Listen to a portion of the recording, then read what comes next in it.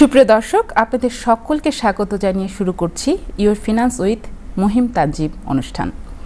আজকে আপনাদের সাথে আছি আমি ফরিদা ইয়াসমিন। আমাদের এই প্রতি অনুষ্ঠানে আমরা একটা টপিক নির্ধারণ করি, একটা বিষয় নির্ধারণ করি এবং সেই বিষয়ের উপরে আমাদেরকে অ্যাডভাইস দেন আমাদের কমিউনিটির পরিচিত মুখ এবং একজন ফিনান্সিয়াল অ্যাডভাইজার মহিম তানজিব। তিনি আজকে আমাদের স্টুডিওতে উপস্থিত আছেন এবং আজকের বিষয় হচ্ছে কমার্শিয়াল মর্গেজ। এই বিষয়ে আমরা আলোচনা করব। মহিম তানজিব আমাদেরকে অ্যাডভাইস করবেন। চলে যাচ্ছি মহিম তানজিবের কাছে।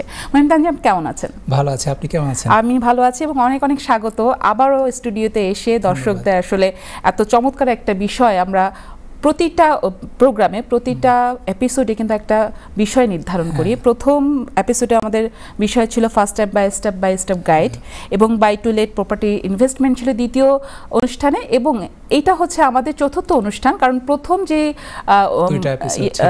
বিষয়টা ছিল সেটা কিন্তু আমরা দুইবার আলোচনা করেছি, কারণ দর্শকদের এত বেশি রিকোয়ারমেন্ট ছিল যে আমাদের কিন্তু দুইবার আলোচনা করতে হয়েছে। তো আজকের যে টপিকটা সেটা হচ্ছে কমার্শিয়াল মর্গেজ। হ্যাঁ, দ্যাটস কারেক্ট। হ্যাঁ, আমরা অবশ্যই প্রথম ফার্স্ট টাইম বায়ারদের যে নিয়ে আমরা যে অনুষ্ঠানগুলো করি, অনেক প্রশ্ন ছিল দর্শকদের, অনেকে কল করে তারা জানতে চাচ্ছিলেন। এই জন্য আমরা ভেবেছিলাম যে আমরা ফার্স্ট টাইম বায়ারদের নিয়ে দুইটা অনুষ্ঠান করব। আজকের যে বিষয় টপিকটা হচ্ছে কমার্শিয়াল প্রপার্টি ইনভেস্টমেন্ট এবং কমার্শিয়াল মর্গেজ। আজকের এই টপিকটা খুবই সময় উপযোগী। আপনি জানেন কিনা জানি না, কমার্শিয়াল প্রপার্টিতে এখন কিন্তু অনেকেরই যারা প্রফেশনাল ইনভেস্টার তাদের কিন্তু অনেক উৎসাহ এবং অনেক ইন্টারেস্ট। কারণটা হচ্ছে আপনি যদি কম্পেয়ার করেন কমার্শিয়াল প্রপার্টির সাথে আপনার বাই টু লেট ইনভেস্টমেন্ট, আমরা যে পর্বে যে আলোচনা করলাম buy to let investment, residential buy to let, ওইটার তুলনায় কমার্শিয়াল প্রপার্টিতে কিন্তু স্টাম্প ডিউটি অনেক কম কম্পেয়ার করলে। তো দেখা যাচ্ছে যে যেহেতু ট্যাক্সটা কম পড়তেছে, আমাদের দর্শকরা যারা প্রফেশনাল ইনভেস্টার আছেন বা যারা আসবেন এই প্রফেশনাল প্রপার্টি ইনভেস্টমেন্টে, তারা কিন্তু কমার্শিয়াল প্রপার্টির দিকেই ঝুঁকছেন। এই জন্য আমরা ভাবলাম আজকে কমার্শিয়াল মর্গেজ নিয়ে কিছু কথা বলা যাক, আলোচনা করা যাক। আমি শিওর আপনার অনেক প্রশ্ন আছে। চমৎকার করে আপনি বললেন, আপনার কাছে আমি আসবো। দর্শকদের তো জানিয়ে রাখি যে আপনারা যদি মহিম তানজিবকে সরাসরি প্রশ্ন করতে চান এবং কিছু জানতে চান এই বিষয়ে, তাহলে আমাদের যে স্ক্রিন আছে সেই স্ক্রিনে কিন্তু একটি স্টুডিও নাম্বার আছে। সেই নাম্বারে আপনারা ফোন করে সরাসরি তার কাছে আপনার যে প্রশ্ন সেটা জানতে পারেন। আর এছাড়াও একটি হোয়াটসঅ্যাপ নাম্বার আছে, যে নাম্বারে কিন্তু আপনারা SMS করতে পারেন। এই অনুষ্ঠানের পরে তিনি কিন্তু আসলে সেই অনুষ্ঠানের পরেই আপনার সে প্রশ্নের উত্তর কিন্তু তিনি দেবেন। চলে যাচ্ছি আমরা মহিম তানজিবের কাছে, যে আজকে আমরা যে বিষয় নিয়ে আলোচনা করব সেটা হচ্ছে কমার্শিয়াল মর্গেজ। তো কমার্শিয়াল মর্গেজে আমরা যেই বিষয়টা আলোচনা করব সেটার প্রথম একটা প্রশ্ন আমি আপনাকে জিজ্ঞেস করতে চাই। সেটা হচ্ছে যে এই কমার্শিয়াল মর্গেজটা আসলে কি এবং এটি রেসিডেন্সিয়াল যে মর্গেজ আছে সেটা থেকে কিভাবে আলাদা করা যায়? হ্যাঁ, তো কমার্শিয়াল মর্গেজটা হচ্ছে আপনার ধরেন যদি কেউ কমার্শিয়াল প্রপার্টি কিনতে চায়, তার জন্য যে মর্গেজ সেটাই কমার্শিয়াল মর্গেজ। মনে করেন কেউ হয়তো একটা ব্যবসা কিনবে, তার ব্যবসার জন্য তো প্রপার্টি কিনবে, হয়তো রেস্টুরেন্ট হতে পারে, টেকওয়ে হতে পারে, ওয়্যার হাউস হতে পারে আপনার। তো কমার্শিয়াল প্রপার্টির এইটাই হচ্ছে কমার্শিয়াল মর্গেজ। রেসিডেন্সিয়াল মর্গেজ থেকে আলাদা হচ্ছে রেসিডেন্সিয়াল মর্গেজ, যেরকম আপনার ল্যান্ডাররা, ব্যাংকরা আপনার পার্সোনাল ইনকাম অথবা এক্সপেন্ডিচারের দিকে খুব আপনার গুরুত্ব দিয়ে বিবেচনা করবে, সেইটা কমার্শিয়াল মর্গেজে কিন্তু তারা ততটা দেখে না। যে জিনিসটা দেখে তারা হচ্ছে সেইখান থেকে যে বিজনেসটা রান হবে ওইটা কিসের বিজনেস, আপনার এই সংক্রান্ত এক্সপিরিয়েন্স আছে কিনা, অথবা যদি আপনি ভাড়া দিতে চান, ভাড়া দেওয়ার জন্য তো অনেকেই কমার্শিয়াল প্রপার্টি কিনে, তো ওই যে ভাড়াটা ওইটার ডিমান্ডটা কীরকম, ওইটা ভাড়া আসবে কিনা এবং মর্গেজটা কাভার হবে কিনা। এছাড়া অ্যাপ্লিকেশন প্রসেস যদি আপনি মনে করেন, অ্যাপ্লিকেশন প্রসেসও কিন্তু কিছুটা পার্থক্য আছে। যেমন মনে করেন রেসিডেন্সিয়াল প্রপার্টিতে আপনার কিন্তু অনেকটা গতবাঁধা কিছু ছক আছে বা নিয়ম আছে, সেই অনুযায়ী আমরা মোটামুটি অ্যাপ্লিক্যান্টের সাথে কথা বলে আমরা বলে দিতে পারি কিন্তু যে ওনার মর্গেজ হবে কি হবে না বা কোন লেন্ডার দিবে। কমার্শিয়াল প্রপার্টিটা একটু কমপ্লিকেটেড ইন দ্যাট সেন্স যে আপনার কমার্শিয়াল প্রপার্টি তারা ওই যে অ্যাপ্লিক্যান্টকে যতটা দেখে তার চেয়ে বেশি দেখে ওইখানে মানে ওই কমার্শিয়াল প্রপার্টিতে কি হবে, মানে কি টাইপের বিজনেস হবে সে করতে চায়, হবে তার রেন্টাল এই সমস্ত। সো এই জন্য অ্যাপ্লিকেশন প্রসেসটাও একটু ডিফারেন্ট। আপনার আরও নিশ্চয়ই অনেক প্রশ্ন আছে, তো আমি মানে আমার দ্বিতীয় প্রশ্নটা এটা যে আসলে এই কমার্শিয়াল মর্গেজ যেটা সেটা কারা নিতে পারে। জি, এবং আরেকটা প্রশ্ন ওটার সাথেই করতে চাই যেহেতু রিলেটেড, সেটা যে এটা কি কোনো বড় ব্যবসায়ীরা নিতে পারে নাকি যে কোনো ক্ষুদ্র ব্যবসায়ী বা যে কোনো ব্যবসায়ী নিতে পারে, মানে কাদের জন্য এটা? না, অবশ্যই কমার্শিয়াল প্রপার্টি শুধু বড় ব্যবসা যে বা ব্যবসা প্রতিষ্ঠানের জন্য তেমন কিন্তু না। ছোট স্মল বিজনেস ওনার্স এবং স্মল বিজনেস যেগুলো আছে তারাও কিন্তু কমার্শিয়াল প্রপার্টি কিনতে পারে। যেমন মনে করেন কেউ হয়তো রেস্টুরেন্ট করবে অথবা কেউ টেকওয়ে করবে অথবা অফিস, আপনার ওয়্যার হাউস অথবা হোটেল হতে পারে, কেয়ার হোমও হতে পারে। সো ব্যবসা ভেদে ছোট বড় থাকতেই পারে।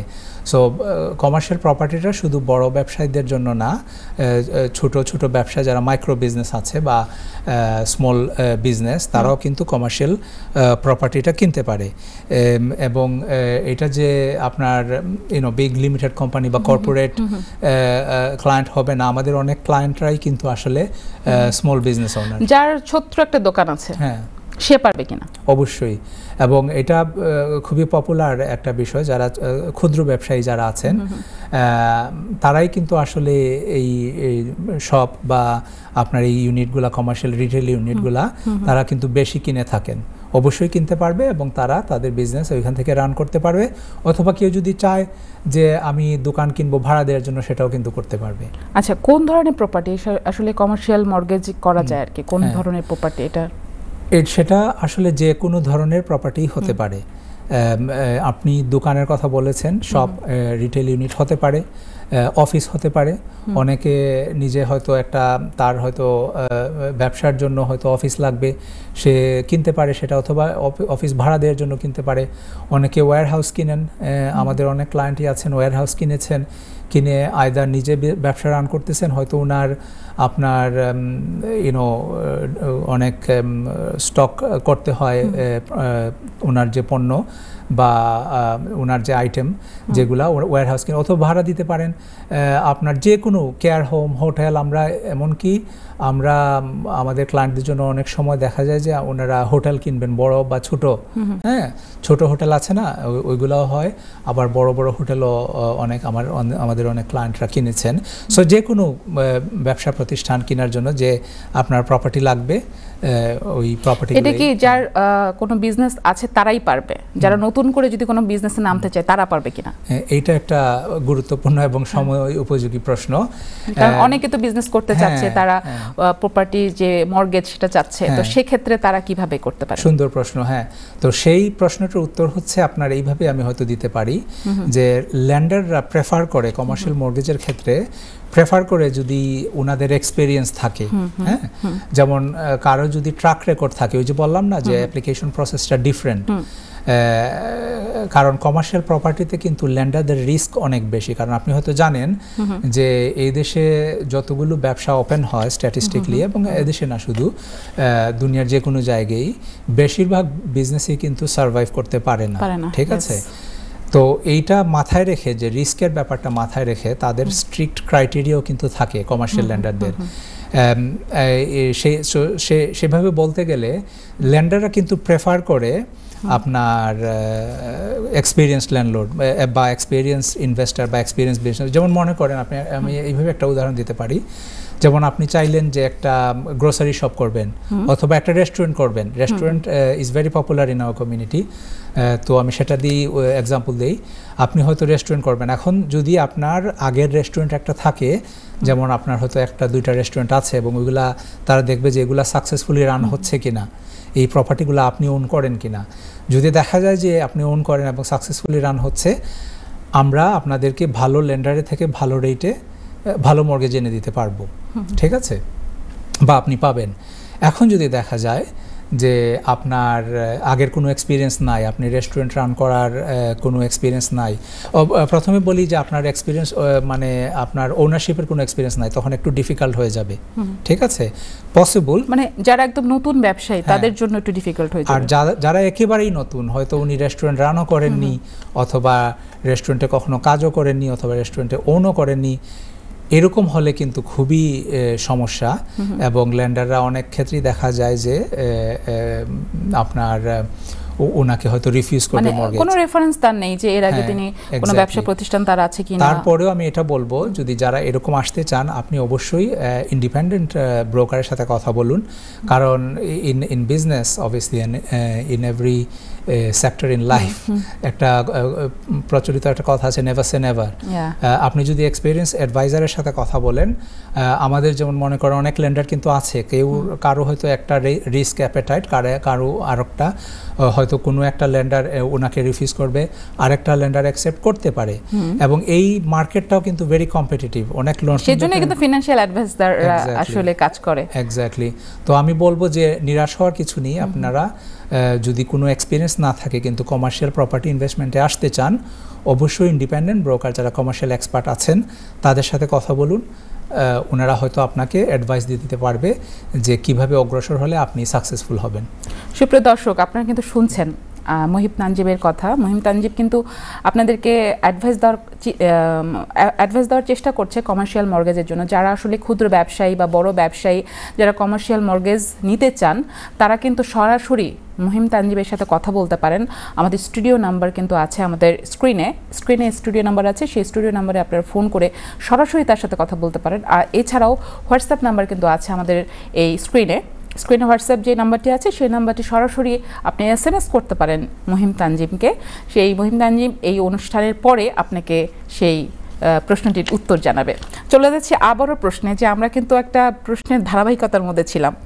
তো আরেকটি বিষয় জানতে চাই, আপনার প্রশ্নের ধারাবাহিকতার মধ্যেই জানতে চাই যে আসলে কত শতাংশ ডিপোজিট লাগে, যেহেতু আপনি বলেছেন যে ক্ষুদ্র ব্যবসায়ী থেকে শুরু করে বড় ব্যবসায়ী সবাই এটার জন্য কিন্তু এলিজিবল, যদি একজন সঠিক ফিনান্সিয়াল অ্যাডভাইজারের কাছে যাওয়া যায়। অবশ্যই।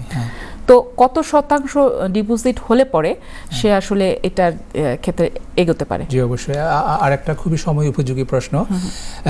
তার আগে এটা ছোট করে এটা বলে দিতে চাই যে আমাকে কিন্তু অনেকে হোয়াটসঅ্যাপ নাম্বারে কল করছেন। এখন হোয়াটসঅ্যাপ, আমি তো লাইভে আছি, এখন হোয়াটসঅ্যাপ নাম্বারে কল করলে আমাকে পাবেন না।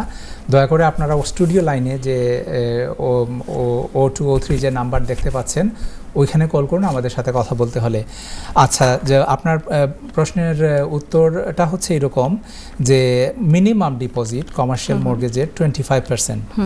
এখন কথা হচ্ছে যে এই যে আগে বললাম যে অ্যাপ্লিকেশন প্রসেসটা, আপনি কি একটু থামাচ্ছি কারণ আমাদের একজন কলার অপেক্ষা করছেন।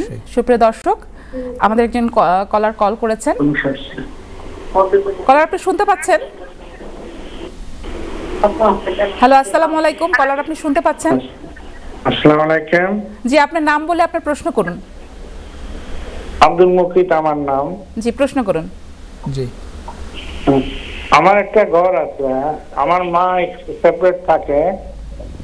আমি আমার মারে আমার ঘরে রাখলে আমি কি কাউন্সিলের থেকে পয়সা পাবো? আচ্ছা, আপনি যে প্রশ্নটা করেছেন ভাই, মনে হচ্ছে এটা হাউজিং বেনিফিট সম্পর্কিত প্রশ্ন, ঠিক আছে? এটা যদি আপনি আপনি বলতে চাচ্ছেন যে আপনার মাকে আপনার ঘরে রাখতে চাচ্ছেন, এটার বিনিময়ে আপনি কাউন্সিল থেকে কোনো পয়সা পাবেন কিনা, এটাই তো আপনার প্রশ্ন? হ্যাঁ, এটার ব্যাপারে আপনি যদি কাউন্সিলে কল দেন ডাইরেক্টলি, ওদের সাথে যোগাযোগ করেন, তারাই আপনাকে সঠিক উত্তরটা দিয়ে দিতে পারবে। আশা করি বুঝতে পেরেছেন ভাই। ধন্যবাদ কলার আপনাকে।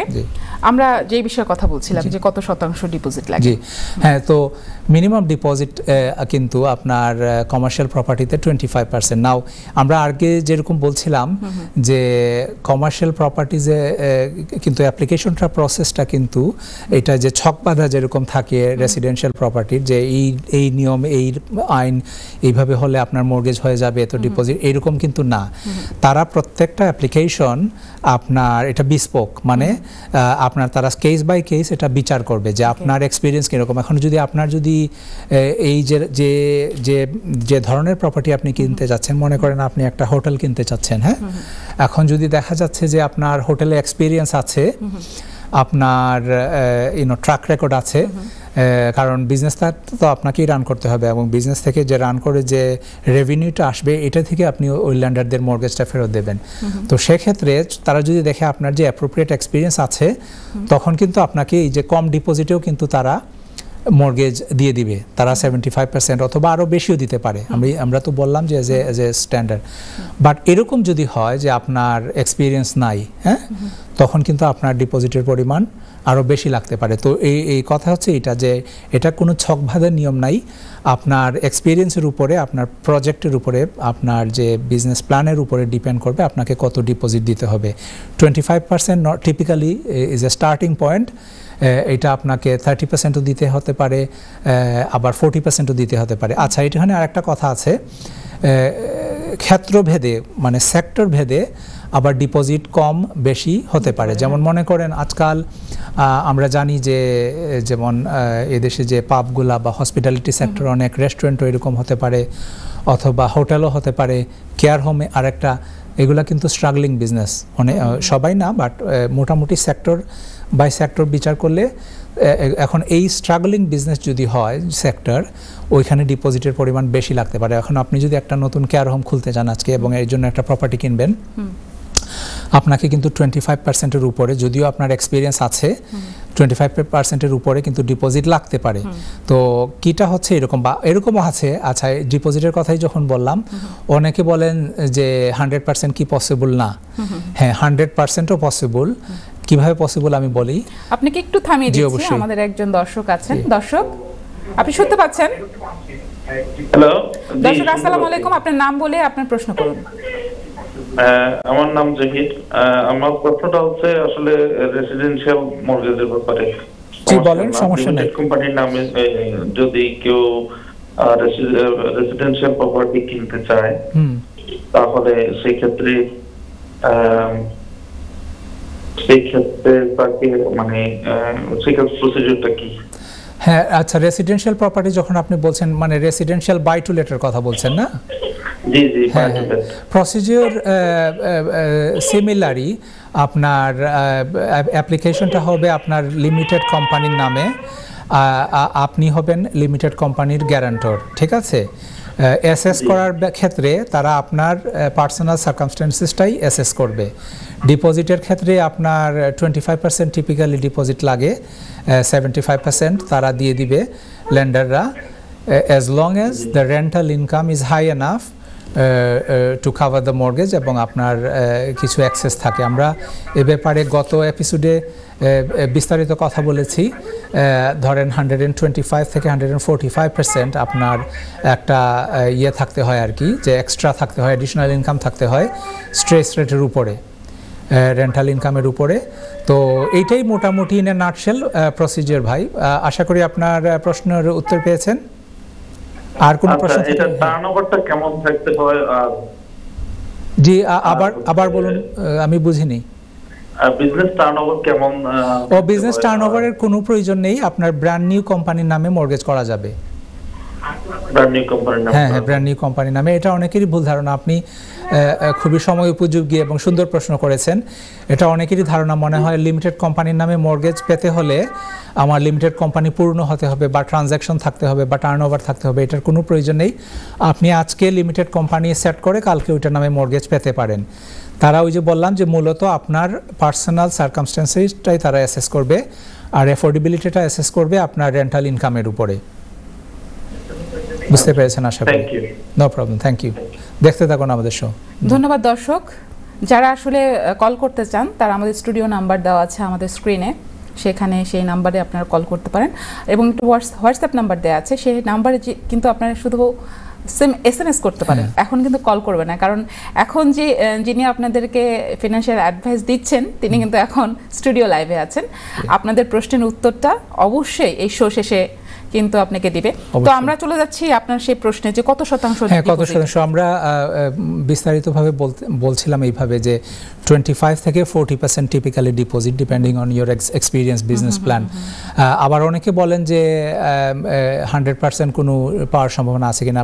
সম্ভাবনা আছে, ধরেন এটা এইভাবে হতে পারে, যেমন মনে করেন আপনি একজন এক্সপিরিয়েন্স ল্যান্ডলর্ড বা এক্সপিরিয়েন্স প্রপার্টি ইনভেস্টর, আপনার অন্য আরেকটা প্রপার্টি আছে, কমার্শিয়াল প্রপার্টি হোক অথবা রেসিডেন্সিয়াল প্রপার্টি হোক, ওইখানে ধরেন আপনার অনেক একুইটি আছে, হ্যাঁ, কোনো মর্গেজ নাই অথবা খুব অল্প পরিমাণ মর্গেজ, এটা বেশিরভাগই আপনি ওন করেন, ওইটাকে কোলাটারাল রেখে আপনি ওইটার এগেইনস্টে কিন্তু আপনি they might allow you to have all the mortgages that you require to buy your next investment property. আশা করি বুঝতে পেরেছেন। আমাদের যেমন দর্শক জিজ্ঞেস করলেন যে টার্নওভার কতটুকু বা কোনো ট্রানজ্যাকশন বা তার কোনো প্রপার্টি দেখিয়ে নিতে পারবেন কিনা, বা কত শতাংশ, মানে কত টাকা থাকলে পরে এটা আসলে দেখানো যায়। হ্যাঁ, এটাই মানে প্রপার্টি কেনার ক্ষেত্রে আপনার যদি রেসিডেন্সিয়াল বাই টু লেট যেগুলা যদি ওনারা কিনতে চান, ওইটা যদি আন্ডার লিমিটেড কোম্পানি কিনতে চান, ওইটা নতুন কোম্পানি হলে হয় কোনো টার্নওভার লাগবে না, কোনো আপনার ট্রেডিং হিস্ট্রি কিছুই লাগবে না। কমার্শিয়াল ক্ষেত্রে যেটা আমরা আজকের আলোচনার বিষয়, আবার বিষয়টা ভিন্ন। কমার্শিয়াল প্রপার্টি ধরেন আমরা যেরকম বলছিলাম আগে যে আপনি হয়তো আপনার নিজের বিজনেস, মনে করেন আপনি একটা গ্রোসারি শপের একটা উদাহরণ দিয়েছিলেন, এখন যদি আপনি ওইটা রান করতে চান এই নতুন প্রপার্টি থেকে, তারা কিন্তু আপনার বিজনেস ট্রানজ্যাকশন দেখবে যে আপনি তো নিজে গ্রোসারি শপ এখান থেকে রান করবেন, দ্যাট মিনস রেন্টাল আপনার যে ইনকাম থেকে, রেভিনিউ থেকে তো আপনি মর্গেজ দিতে হবে। তো এই জন্যে ওইটা হলে তারা আপনার বিজনেসের ট্রানজ্যাকশন দেখবে, কত দিনের হিস্ট্রি, কেমন সাকসেসফুল বিজনেস কিনা, লাভ আছে কিনা, লস আছে কিনা। অনেকেই আমাদের কাছে আসেন কমার্শিয়াল প্রপার্টি কেনার জন্য, ধরেন তারা রেস্টুরেন্ট কিনবেন, অথবা কিছুদিন আগে আমি এক ক্লায়েন্টের সাথে কথা বলছিলাম, ওনার সলিসিটার ফার্ম, ঠিক আছে, কিন্তু দুর্ভাগ্যবশত গত 2 বছর উনি লস দেখাতে হচ্ছে ওনাকে। এখন ওনার যে কমার্শিয়াল প্রপার্টিটা উনি কিনতে চাচ্ছেন, উনি বলছেন যে এখন কিন্তু আমার অবস্থা আল্লাহর রহমতে ভালো, কিন্তু একটা সময় খারাপ ছিল, একটা সময়, কিন্তু গত 2 বছরের যে হিস্ট্রি যেটা দেখবে ল্যান্ডাররা, যেহেতু লসে ছিল, ওইটা উনি পাবেন না। যেহেতু উনি বলছেন যে ওই ওনার বিজনেসটা ওই প্রপার্টি থেকে উনি রান করবেন।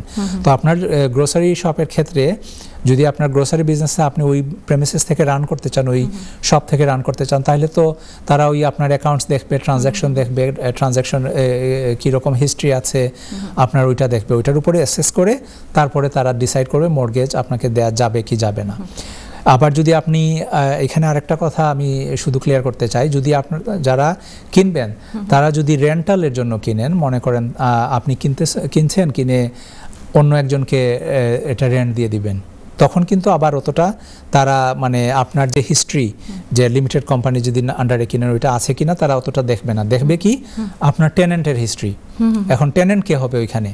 টেনেন্টের যদি আপনি বলেন যে আমি একটা গ্রোসারি শপ কিনবো, এমটি শপ, এবং ওইখানে আমি অলরেডি, তারা জিজ্ঞেস করবে যে কাছে আমরা আবারও আসবো, আমরা একটা ছোট্ট ব্রেকে চলে যাচ্ছি। সুপ্রিয় দর্শক, চলে যাচ্ছি একটা ছোট্ট ব্রেকে, ফিরছি একটু পরেই।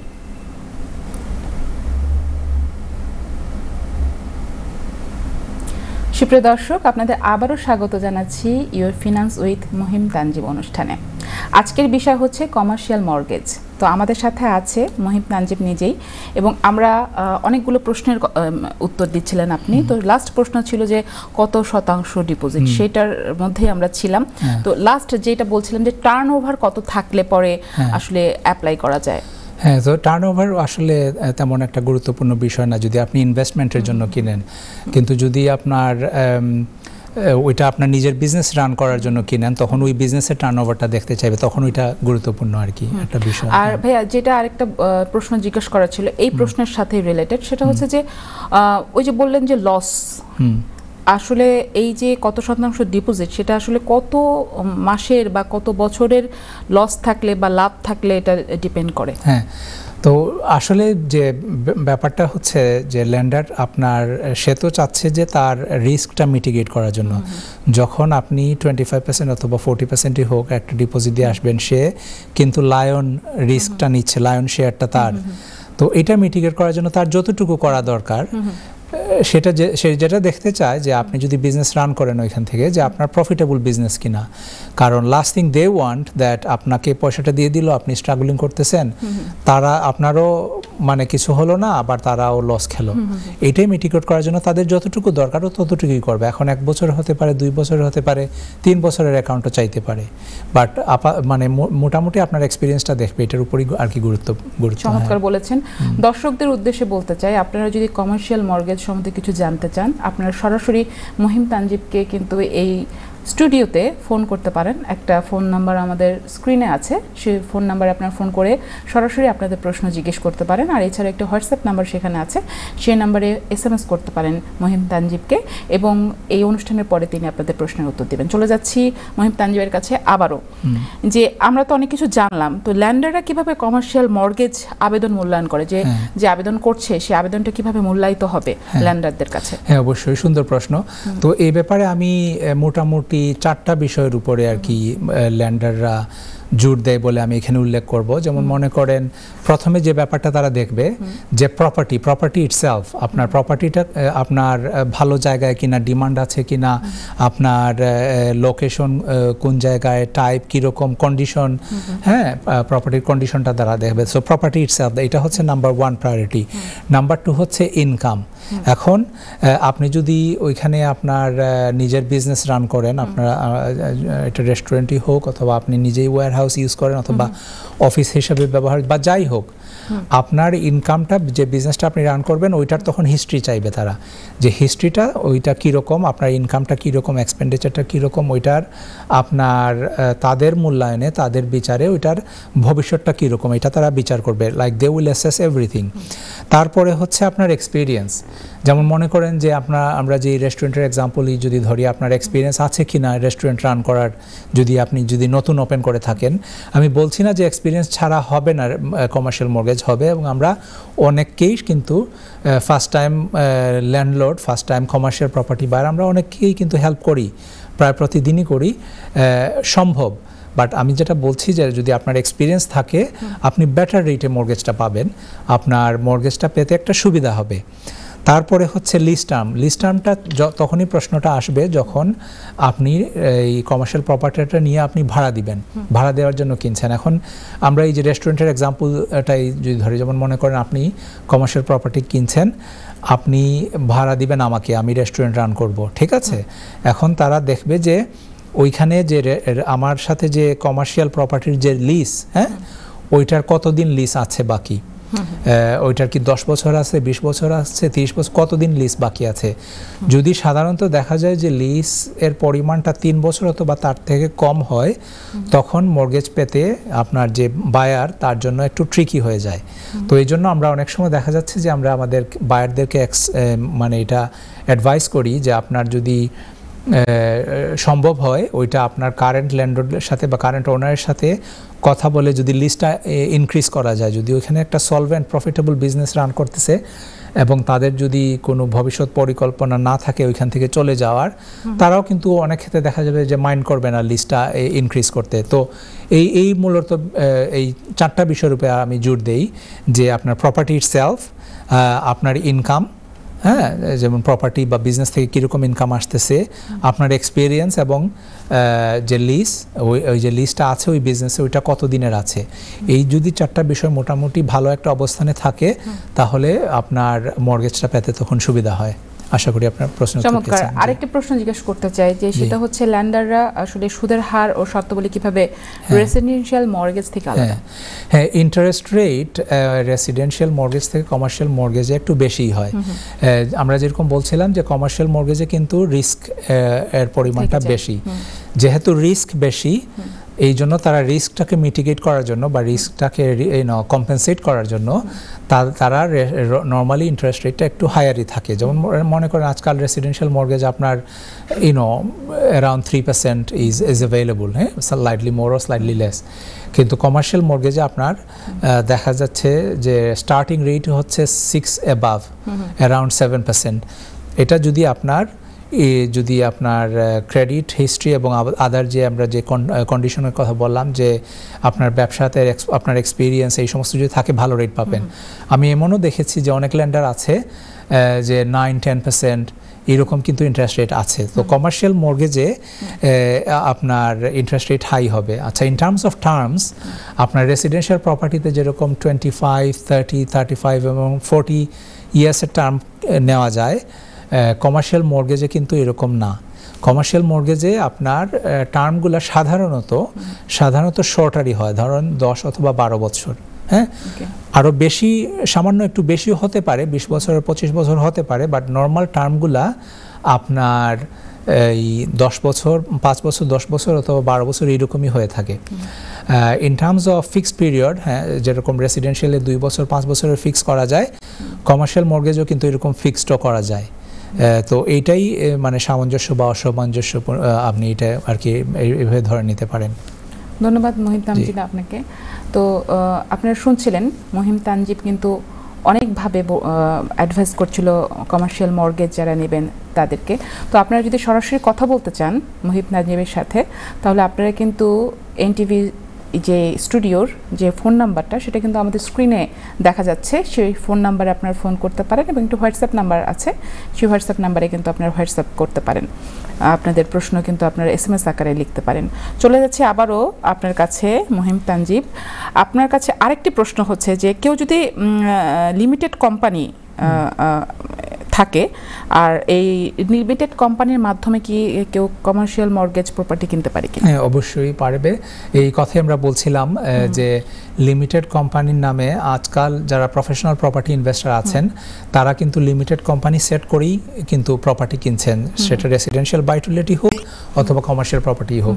তো যেরকম রেসিডেন্সিয়াল বাই টু লেট ইনভেস্টমেন্টের ক্ষেত্রে লিমিটেড কোম্পানি হয়তো অনেকের জন্য একটা ভালো একটা মাধ্যম বা উপায়, আপনার কমার্শিয়াল পারচেসের জন্য, কমার্শিয়াল প্রপার্টি কেনার জন্য লিমিটেড কোম্পানিও কিন্তু একটা ভালো একটা মানে মাধ্যম বা উপায় হতে পারে। কারণ ওই যে ট্যাক্সের বিষয়টা আমরা কথা বলছিলাম গত এপিসোডে, যে tax calculation depending on the clients future plan অথবা আপনার তাদের প্রপার্টি ইনভেস্টমেন্টে তাদের কীরকম প্ল্যানিং আছে অথবা তাদের ট্যাক্স ব্র্যাকেটটা কি, উনি হাই রেট ট্যাক্স পায় নাকি বেসে, এটার উপরে লিমিটেড কোম্পানি। হ্যাঁ, তো আপনার প্রশ্নের উত্তরটা হচ্ছে অবশ্যই পারা যায়, এবং এক্ষেত্রে অনেক ক্ষেত্রেই দেখা যাচ্ছে যে লিমিটেড কোম্পানির মাধ্যমেই মানে যারা বায়ার তারা কমার্শিয়াল প্রপার্টি কিনছেন। এটা আগের যে ব্যাপারটা আমরা কথা বলছিলাম, এটা এখানে ক্লিয়ার করে নেওয়া ভালো হয়তো, যে যদি আপনি লিমিটেড কোম্পানির নামে আপনার এই যে প্রপার্টি কিনেন for investment purpose to let to other people, other businesses, তাহলে আপনার লিমিটেড কোম্পানিটা নতুন হলেও কোনো সমস্যা নাই। ওখানে আপনার কোনো ট্রানজ্যাকশন থাকতে হবে না ব্যাংকে। অনেকে এটা মনে করেন যে আমার তো ট্রানজ্যাকশন নাই বা লিমিটেড কোম্পানি সেট করিনি বা করেছি রিসেন্টলি, আমাকে এখন মর্গেজ দিবে কিনা? অবশ্যই দিবে যদি ইনভেস্টমেন্টের জন্য হয়। যদি আপনি নিজে বিজনেস রান করতে চান ওইখান থেকে, তখন মানে এটাকে বলে trading limited company. Trading limited কোম্পানির নামে যদি আপনি এই প্রপার্টি কিনতে চান, তখন আপনার ট্রানজ্যাকশন চাইবে, কারণ আপনি নিজের বিজনেস ওইখান থেকে রান করবেন। তখন আপনার ব্যাংক ব্যালেন্স দেখবে, হিস্ট্রি দেখবে, লাভ ক্ষতি এই সমস্ত দেখবে। আশা করি প্রশ্নের উত্তর পেয়েছি আমরা। তো মিক্সড ইউজ প্রপার্টি কিছু আছে, যেমন মিক্সড ইউজ প্রপার্টি হচ্ছে যে উপরে ফ্ল্যাট, নিচে দোকান। তো এসব প্রপার্টির জন্য কি কোনো বিশেষ শর্ত আছে কিনা? হ্যাঁ, আছে, এবং ওই প্রপার্টিগুলো তো আসলে কিন্তু ইনভেস্টমেন্টের জন্য আমি বলবো আমার পার্সোনাল ওইটা ভালো। কি জন্য ভালো? কারণ ওইটা আপনার উপরে থাকে আপনার রেসিডেন্সিয়াল ইউনিট, ফ্ল্যাট থাকে বা যাতে মানুষজন থাকতে পারে রেসিডেন্সিয়াল ইউনিট, নিচে থাকবে রিটেল অথবা যা কিছু একটা কমার্শিয়াল ইউনিট, অফিস হতে পারে অথবা হসপিটালিটি অথবা যে কোনো কিছু হতে পারে। তো ওই প্রপার্টিগুলো ইনভেস্টমেন্টের জন্য ভালো এই জন্য যে আপনার আজকাল তো আপনার ধরেন কমার্শিয়াল প্রপার্টি অনেক রিস্কি ব্যাপার, আমরা বললাম না যে ব্যবসা টিকবে কিনা বা প্রফিটেবল হবে কিনা এই সমস্ত। কিন্তু রেসিডেন্সিয়াল যে এলিমেন্টটা থাকবে ওই প্রপার্টিতে, যেমন উপরের তলার যে ফ্ল্যাট, ফার্স্ট ফ্লোর বা সেকেন্ড ফ্লোরে, ওইখানে কিন্তু টেনেন্ট প্রায় অলমোস্ট শিওর যে টেনেন্ট থাকবে। কারণ এই দেশে তো ইউকেতে আপনার রেসিডেন্সিয়াল প্রপার্টি একটা শর্টেজ আছে আমরা জানি। তো দেখা যাচ্ছে যে ওইখান থেকে ল্যান্ডাররা প্রেফার করে যে এরকম মিক্সড ইউজ প্রপার্টি হলে অনেক ল্যান্ডারই প্রেফার করে যে এখানে তারা, কারণ এখানে একটা ইনকাম স্ট্রিম অলমোস্ট গ্যারান্টিড, কারণ এখানে ফ্ল্যাটে আপনার রেন্টাল এই যে টেনেন্ট থাকবে, টেনেন্ট থেকে একটা ইনকাম আসবে, ঠিক আছে, ওইটা অলমোস্ট গ্যারান্টিড, এই জন্য তারা প্রেফার করে। এবং তারপরে তারা যে আপনার যে রিটেল বা কমার্শিয়াল যে ইউনিট ডাউনস্টেয়ার, ওইখান থেকে তারা যে আরও রেন্টাল হিসেবে, তখন ওইটা ইজি হয় মর্গেজ পেতে আমার অভিজ্ঞতায়। ধরেন সাধারণত যদি দেখা যায় 50-50 হয়, অর্ধেক ধরেন উপরের মানে ফ্ল্যাট, নিচে 50-50 যদি ফ্লোর এরিয়া হয়, তখন ওরা মোটামুটি অনেক ল্যান্ডার আছে যে ওইটাকে আপনার সেমি কমার্শিয়াল বা মিক্সড ইউজ প্রপার্টি হিসাবে তারা এটাকে গ্রহণ করবে এবং মর্গেজটা অনেক ইজি। আরেকটা কথা যেটা বলতে চাচ্ছিলাম, মিক্সড ইউজ প্রপার্টি বা সেমি কমার্শিয়াল প্রপার্টি যেগুলা, ওগুলার ইন্টারেস্ট রেটও কিন্তু ফুল কমার্শিয়াল প্রপার্টি থেকে একটু চিপারই হয়। তো এই জন্য আমার ক্লায়েন্টরা যারা আছেন, আমি প্রায় দেখি ওনাদেরকে যে এই আপনার মিক্সড ইউজ প্রপার্টি বা সেমি কমার্শিয়াল প্রপার্টি কিনতে ওনারা খুবই আগ্রহী। চমৎকার করে আপনি বললেন। তো আরেকটি প্রশ্ন এটার সাথেই কিন্তু আসলে রিলেটেড, সেটা হচ্ছে কমার্শিয়াল মর্গেজ নিতে গিয়ে সাধারণ কি কোন চ্যালেঞ্জগুলো আসে? মানে যারা এই টাইপের মর্গেজ নিতে চায় তাদের কাছে কোন চ্যালেঞ্জ আসে? সুন্দর প্রশ্ন। কমার্শিয়াল প্রপার্টি কিনা বা কমার্শিয়াল মর্গেজ অবটেইন করা পুরো ব্যাপারটাই কিন্তু ভেরি চ্যালেঞ্জিং, ঠিক আছে। চ্যালেঞ্জিং ইন টার্মস অফ আপনার ধরেন রেসিডেন্সিয়াল বাই টু লেট অথবা রেসিডেন্সিয়াল প্রপার্টি কিনা, যেরকম মর্গেজ একটা বললাম না যে নিয়ম নীতিমালা আছে, ওই অনুযায়ী যদি আপনি ওই ক্রাইটেরিয়ার ভেতরে পড়ে যান, মর্গেজ পাওয়া ভেরি ইজি। কমার্শিয়াল প্রপার্টিতে পুরো ব্যাপারটাই চ্যালেঞ্জিং, কারণ ওইটা কেস বাই কেস ভ্যারি করে। যেমন তারা প্রত্যেক ক্লায়েন্টকে আলাদাভাবে দেখবে যে ওনার এক্সপিরিয়েন্স কি, তার হিস্ট্রি কি, ব্যাকগ্রাউন্ড কি, ওইগুলা বিজনেসের হিস্ট্রি কি, ওইগুলা। তো যে মেইন যে ব্যাপারগুলো আমার অভিজ্ঞতায় যে দেখেছি, যে আমরা রিসেন্টলি ভ্যালুয়েশনের যে ব্যাপারটা, যে হয়তো মনে করেন একটা কমার্শিয়াল প্রপার্টি আপনি কিনবেন, ওইটার একটা ভ্যালু আপনার কাছে আছে, ঠিক আছে। মনে করেন আপনি একটা কমার্শিয়াল প্রপার্টি দেখবেন, আপনি I don't know, let's give example of A restaurant. ওইটা যে আপনি রেস্টুরেন্ট কিনবেন, আপনি হয়তো এখন নিজে একজন রেস্টুরেন্টার, এখন ওইখান থেকে যখন আপনি রেস্টুরেন্ট রান করবেন, আপনার ওই প্রপার্টির একটা ভ্যালু আছে আপনার কাছে, কারণ আপনি জানেন যে এখানে ফুটফল আছে, কারেন্টলি আরেকটা রেস্টুরেন্ট হয়তো রান করছে, তারা ভালো করছে। কিন্তু ভ্যালুয়াররা তারা কিন্তু ওইভাবে দেখে না, যখন প্রপার্টি সার্ভে করতে আসে, ভ্যালু করতে আসে, তারা ওইভাবে দেখে না, তারা দেখে ব্রিক্স অ্যান্ড মর্টার ভ্যালু। তো এই জন্য প্রায় ক্ষেত্রে দেখা যায় যে ব্রিক্স অ্যান্ড মর্টার ভ্যালু মানে যদি আপনাকে কোনো কারণে ভ্যাকেট করতে হয় প্রপার্টিটা, যদি কোনো কারণে তারা পজেশন নিয়ে নিতে হয় প্রপার্টির, তাহলে তারা দেখে যে তারা ওইটাকে আর কোন বিজনেসে তারা ভাড়া দিতে পারবে বা লিজ দিতে পারবে অথবা কার কাছে বিক্রি করতে পারবে। তো এটা এভাবে একটা জেনারেলাইজ করে তারা ভ্যালু করে। এই জন্য দেখা যাচ্ছে যে ভ্যালুয়েশনটা হচ্ছে হয়তো নাম্বার 1 চ্যালেঞ্জিং বিষয় আমি বলবো। যেমন মনে করেন আমি যেরকম যে বললাম, আপনার কাছে হয়তো এই বিল্ডিংটার দাম 500,000 ইজ সাফিসিয়েন্ট, কিন্তু ভ্যালুয়ার এসে বলছে যে দেখা যাচ্ছে যে এটা ভ্যালু হচ্ছে 400,000।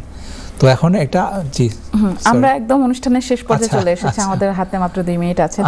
আপনার কাছে শেষ প্রশ্ন জিজ্ঞেস করতে চাই যে 2025 সালে কেউ যদি প্রথমবারের মতো কমার্শিয়াল প্রপার্টি কিনতে চায়, তাহলে তাকে আপনি কি পরামর্শ দেবেন? Just 2 minute. অবশ্যই সুন্দর প্রশ্ন। তো আমি যে কথাটা প্রায় বলে থাকি বা গত এপিসোডগুলোতে বলেছি যে প্রথম স্টপ হওয়া উচিত এইরকম বিগ ইনভেস্টমেন্টে গেলে, সেটা রেসিডেন্সিয়াল হোক বাই টু লেট হোক, আপনি একজন এক্সপার্টের সাথে, ফাইন্যান্সিয়াল অ্যাডভাইজারের সাথে কথা বলুন এবং বুঝে নিন আপনার মানে ফাইন্যান্সিয়াল স্ট্যান্ডিংটা কোথায়।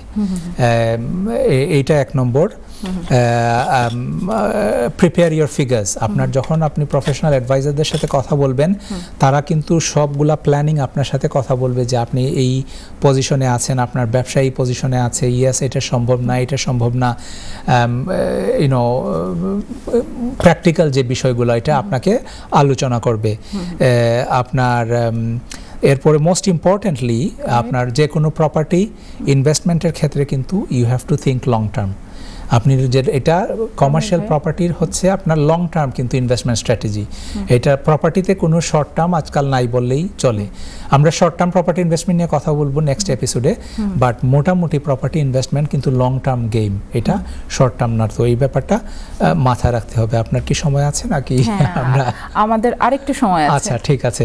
তো যেরকম বলছিলাম, সো প্রিপেয়ার ইউর ফিগার্স, আপনার এক্সপার্টদের সাথে কথা বলুন, আপনার ফাইন্যান্সিয়াল স্ট্যান্ডিংটা, প্র্যাকটিক্যাল যে দিকগুলো ওইগুলো জানুন, এবং এই যে লং টার্ম গেন, আগের যে প্রশ্নের উত্তর ছিলাম যে আমি ভ্যালুয়েশনের ব্যাপারটা যে চ্যালেঞ্জিং, এটা আরেকটা চ্যালেঞ্জিং ব্যাপার হতে পারে যে শর্ট লিজ হতে, আমরা আগে এটা টাচ করেছি হালকাভাবে, যে যদি দেখা যাচ্ছে যে আমি একটা প্রপার্টি কিনবো কিন্তু যে ভাড়া আছে ইনভেস্টমেন্টের জন্য কিনবো, যে এখনকে যে যারা বিজনেস রান করছে ওখান থেকে তারা চলে যাবে আমি কেনার সাথে সাথে, তখন একটা অনিশ্চয়তার মধ্যে পড়ে যায় লেন্ডার, তখন ওইটা একটা চ্যালেঞ্জিং বিষয় হতে পারে।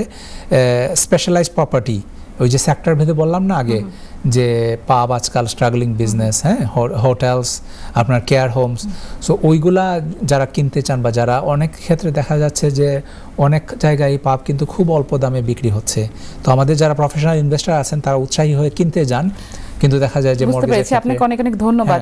আজকে আমরা একদম অনুষ্ঠানের শেষ পর্যায়ে চলে এসেছি। সুপ্রিয় দর্শক, প্রপার্টি কেনা ইউকেতে খুব সহজ যদি আপনি ধাপে ধাপে এগোতে পারেন এবং সঠিক একজন ফিনান্সিয়াল অ্যাডভাইজারের কাছে যান, তাহলে কিন্তু অনেক জটিল বিষয় সহজ হয়ে যেতে পারে। সবাই ভালো থাকবেন, সুস্থ থাকবেন। আজকের অনুষ্ঠান এখানে শেষ করছি। আপনাদের সাথে ছিলাম আমি ফরিদা ইয়াসমিন। আল্লাহ হাফেজ।